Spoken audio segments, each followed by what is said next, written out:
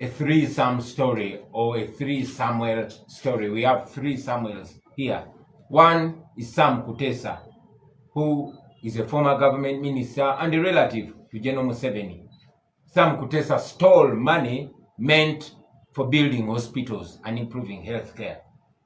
And when activists and voices of dissent raised, Sam Kutesa and his group ordered Sam Omara to crush those protests and make sure that those voices that were demanding for better healthcare are crushed.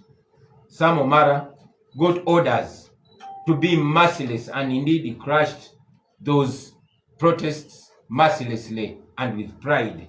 You can go back and see the videos and pictures of how brutal and ruthless he was to Dr. Besigye and the walk to work protests.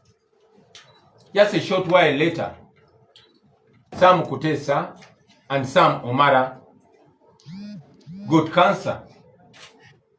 Sam Kutesa, using taxpayers' money, went for world class, where he himself told us he was undergoing treatment for 6 months. You can imagine how much of taxpayers' money he was spending every day.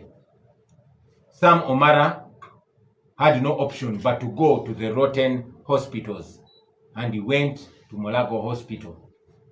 As all of us watched the misery that was ongoing, Sam Omara, because he was in a rotten healthcare, he rotted away.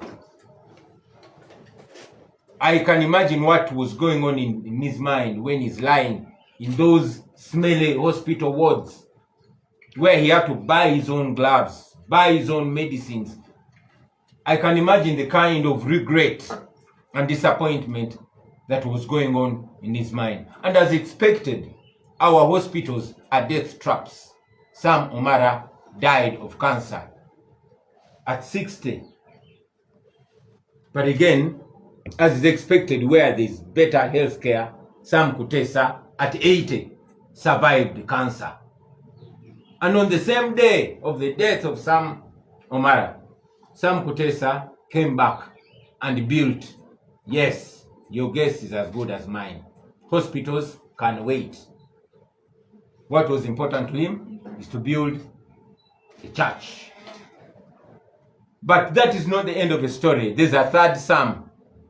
This is not even a Ugandan. His name is Sam Leeds. He was a British tourist who came to Uganda. He got an accident, and thankfully he survived.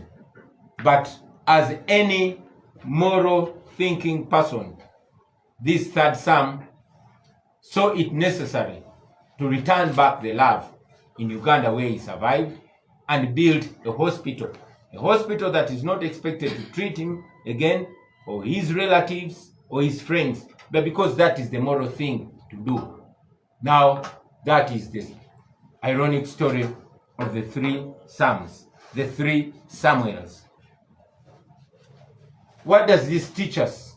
This teaches us that the small group of people that is using us, especially those our brothers and sisters in uniform, to crush any voice that demands better,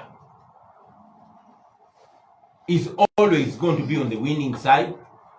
And when that need for hospitals, infrastructure, or better schools arises, they will have the money they've stolen from us to go abroad for better health care. We've always been talking about it, how I wish the men and women in uniform had better or guaranteed health insurance. Maybe Sam Omara would still be alive. Or if he was to pass away, he would pass away in dignity. But unfortunately, that's how he died. May his soul rest in peace, and may the dead teach the living.